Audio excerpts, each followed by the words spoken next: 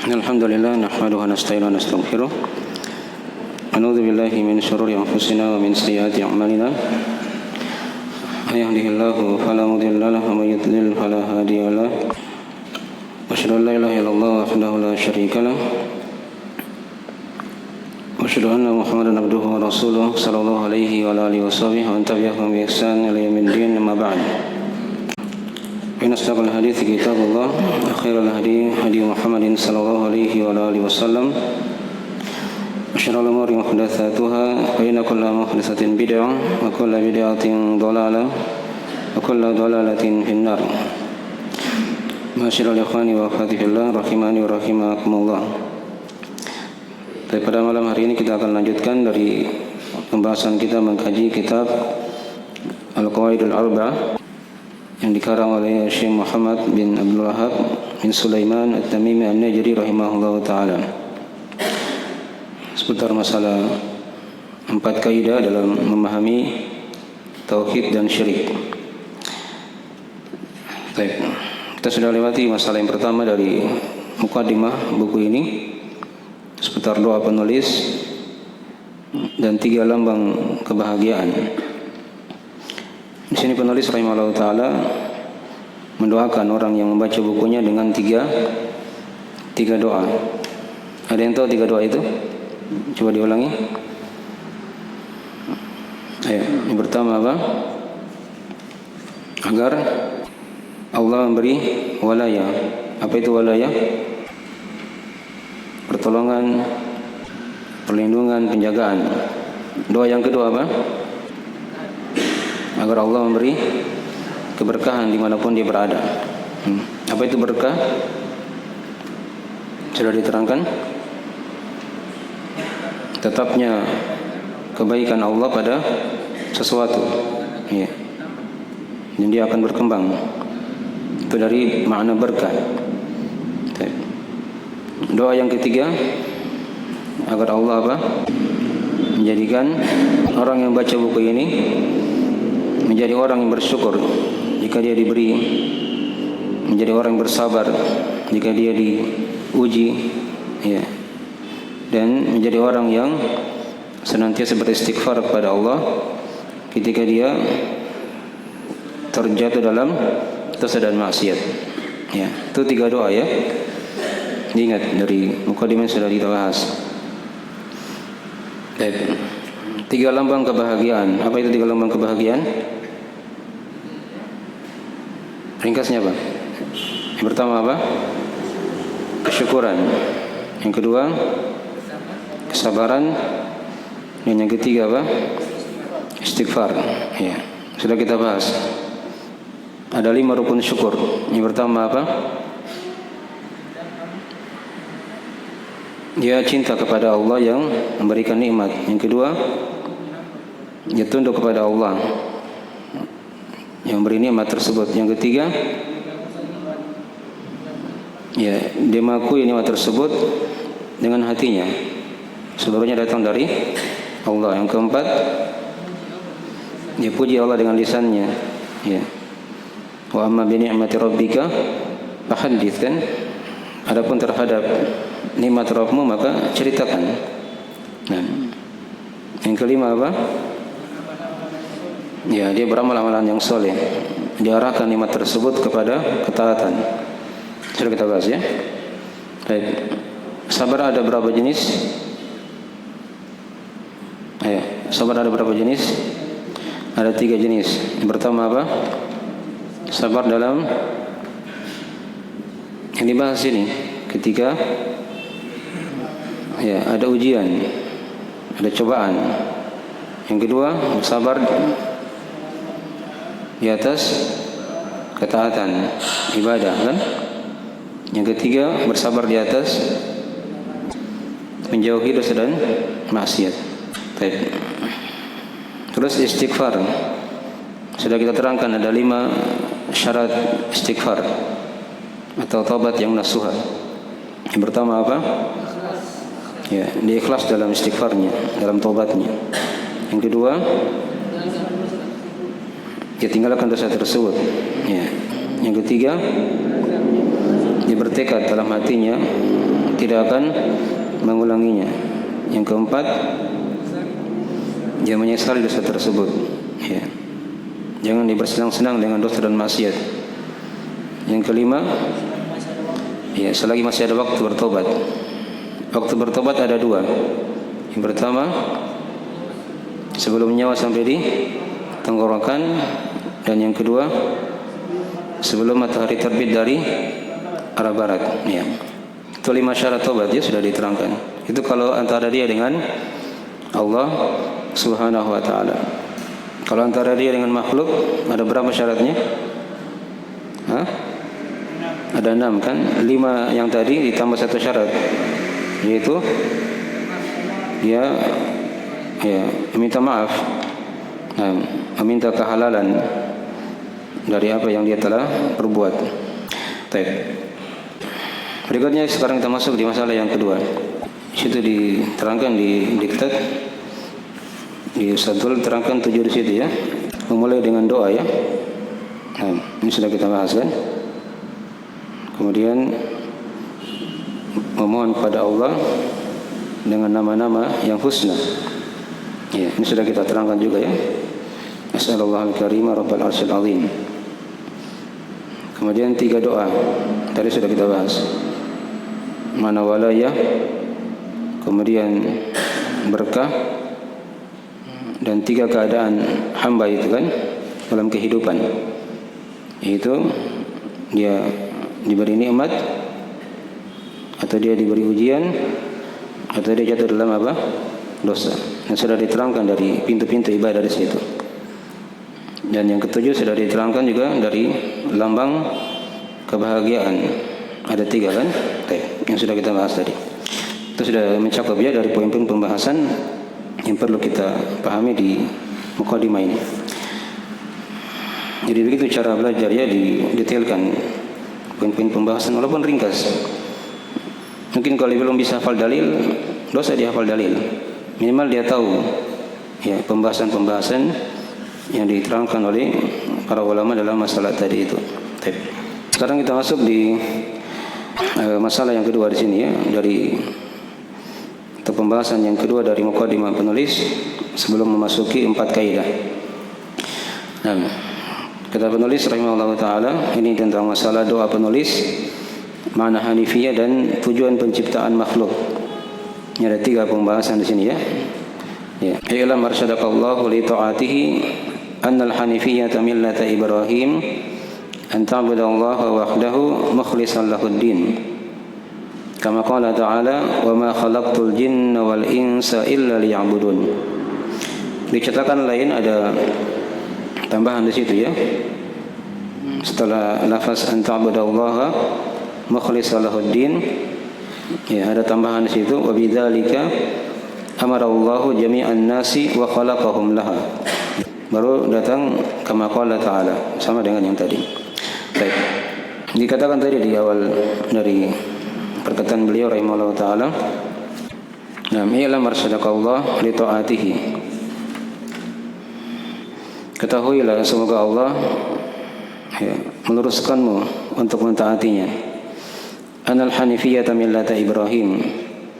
Sesungguhnya al-hanifiyah agama Nabi Ibrahim, an ta'budallaha wahdahu mukhlishan lahud-din. Itu engkau beribadah kepada Allah semata dengan mengikhlaskan agama itu hanya untuknya. Diterangkan di cetakan lain, wa bidzalika amarallahu jami'an nasi wa khalaqahum laha. Ya, dan demikianlah Allah perintah seluruh manusia dan menciptakan mereka di atas perkara itu. Ya, kama qala ta'ala, wa ma khalaqtul jinna wal insa illa liya'budun. Dan tidaklah aku ciptakan jin dan manusia kecuali agar mereka menyembahku. Maksudnya menyembah Allah Subhanahu wa ta'ala, beribadah kepada Allah Subhanahu wa ta'ala. Yang pertama diterangkan di sini kata i'lam. Ya. I'lam, ketahuilah. Kadang juga sebagian ulama membahasakan ilmuilah. Ya, ilmuilah.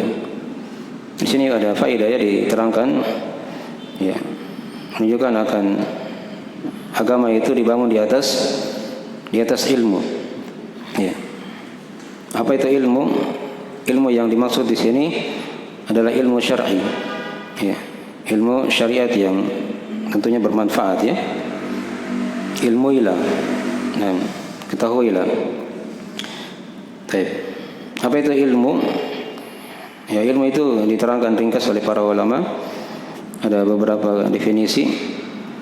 Kalau definisi dari Syekh Ibnu Utsaimin rahimahullah taala, ilmu itu adalah seorang dia melingkup sesuatu dengan pelingkupan yang pasti.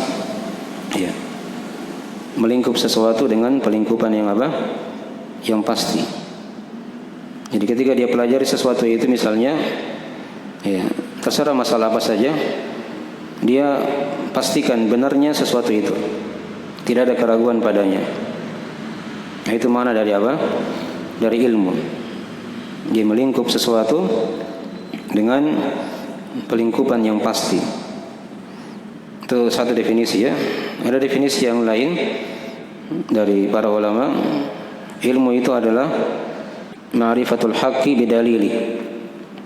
Ya, seorang mengenal kebenaran itu dengan dalilnya. Seorang mengenal kebenaran dengan apa? Dengan dalilnya. Itu juga dipakai oleh banyak ulama. Jadi kalau dia kenal al-haq, kebenaran, ya, dengan perasaan atau dengan ikut-ikutan, itu bukan ilmu. Itu bukan apa? Bukan ilmu ya. Karena ilmu itu seorang dia kenal kebenaran dengan dalil. Ya. Walaupun dia tidak hafal dalil itu misalnya. Pernah lewat, karena menghafal dalil itu kadar tambahan, bukan hal yang wajib ya bagi setiap orang. Tapi dia kadar tambahan. Minimal dia pernah dengar ayat atau hadis yang lewat misalnya kan, maknanya. Nah itu, dia kenal kebenaran dari situ, maka itu dikatakan sebagai apa? Sebagai ilmu. Ya. Kemudian setelah dia kenal kebenaran dengan dalilnya, dia beramal tentunya ya dengan ilmu yang dia telah pelajari tadi itu. Nah, ini dari keharusan seorang dia berilmu, dia beramal. Baik. Dan kalau dia mampu, dia dakwakan ilmu tersebut ya kepada yang lainnya. Ini tingkatan yang lebih tinggi lagi di atasnya. Jelas ya? Baik, bagian dari uraian definisi ilmu ya. Jadi salahnya tadi ilmu itu ada dua definisinya tadi ya, diterangkan oleh ulama. Ya. Melingkup sesuatu dengan pelingkupan yang pasti, dia pastikan hal tersebut. Ini dari perkara agama. Ada juga dari yang kedua, dia mengenal kebenaran dengan apa? Dengan dalilnya. Ya. Dan tadi sudah diterangkan di sini faidah. Penulis rahimahullah taala memulai dengan kata i'lam, menunjukkan bahwasanya ilmu itu atau agama itu dibangun di atas ilmu. Kemudian dikatakan di lafaz setelahnya arsyadakallah. Semoga Allah meluruskanmu ya, li taatihi, untuk mentaatinya. Arsyada itu dari kata ar-rusyd. Ya, ar-rusyd artinya petunjuk ya. Petunjuk, hidayah. Ya, lawan dari penyimpangan. Ya. Jadi di sini penulis mendoakan lagi orang yang membaca bukunya agar diberi petunjuk, diberi hidayah, diberi kelurusan di atas ketaatan kepada Allah Subhanahu wa taala. Ya. Dan manusia itu kata para ulama terbagi tiga. Ya, terbagi menjadi tiga golongan sehubungan dengan ilmu dan amalan ini. Ya. Ada yang pertama, dia dikatakan sebagai orang yang rasyid. Ya. Orang yang apa? Yang rasyid. Orang yang rasyid itu artinya dia punya ilmu dan dia beramal dengan ilmunya. Ya. Itu diterangkan di surah Al-Hujurat ya. Ulaika humur rasyidun. Mereka lah orang-orang yang apa? Yang rasyid. Maksudnya dia punya ilmu dan beramal dengan ilmu yang dia telah pelajari. Dan khalifah yang empat itu kan dikatakan apa? Apa gelar mereka? Khulafa apa? Ar-Rasyidun. Ya, khalifah yang mendapat rusyd, petunjuk. Ya, itulah dari maknanya. Dia kenal hidayah, dia punya ilmu, dan dia beramal dengan ilmu yang dia telah pelajari. Ya. Itu golongan yang pertama dari golongan manusia. Golongan yang kedua, ada yang namanya Abdul, orang yang sesat, orang yang tersesat. Ketika dia beramal tapi tanpa ilmu, orang beramal tapi tanpa apa? Tanpa ilmu. Ini dikatakan dia tersesat.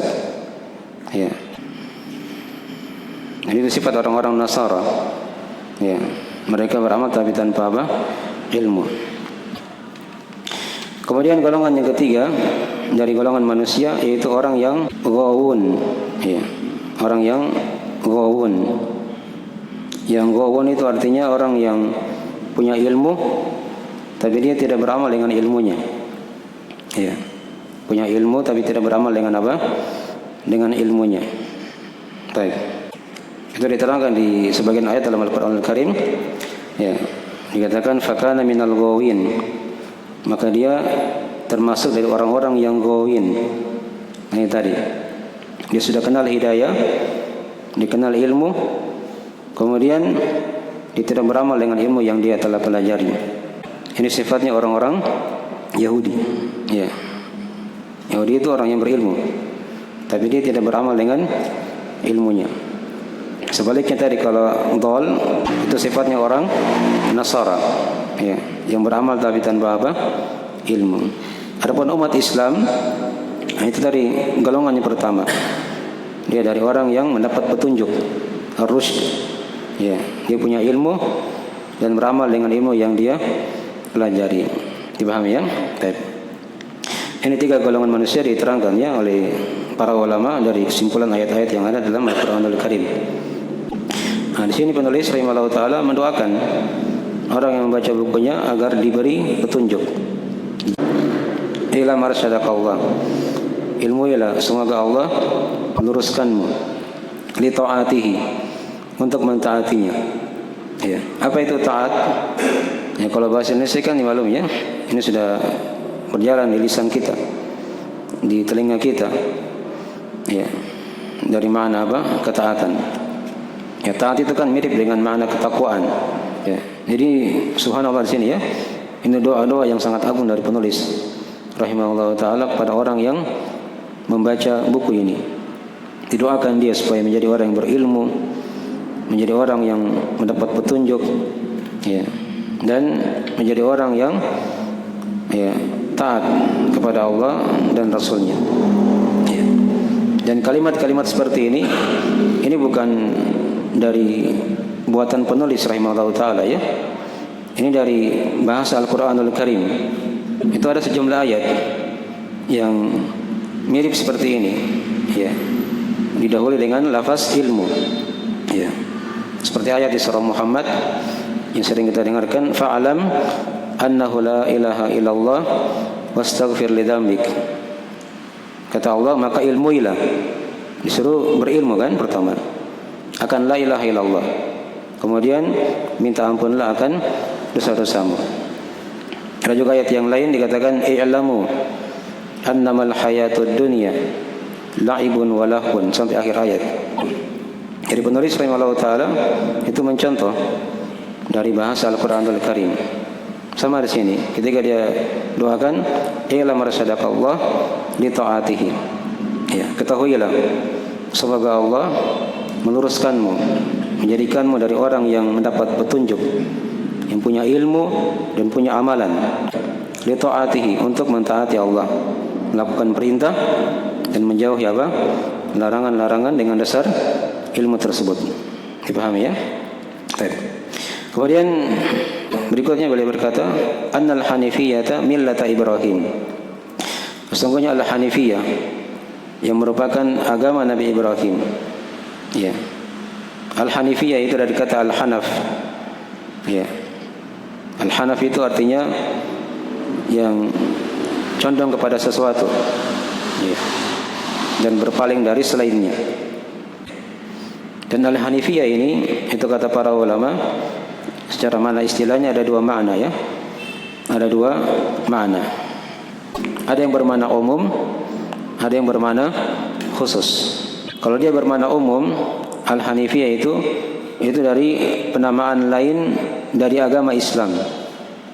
Karena agama kita ini juga adalah agama yang apa? Yang Hanif.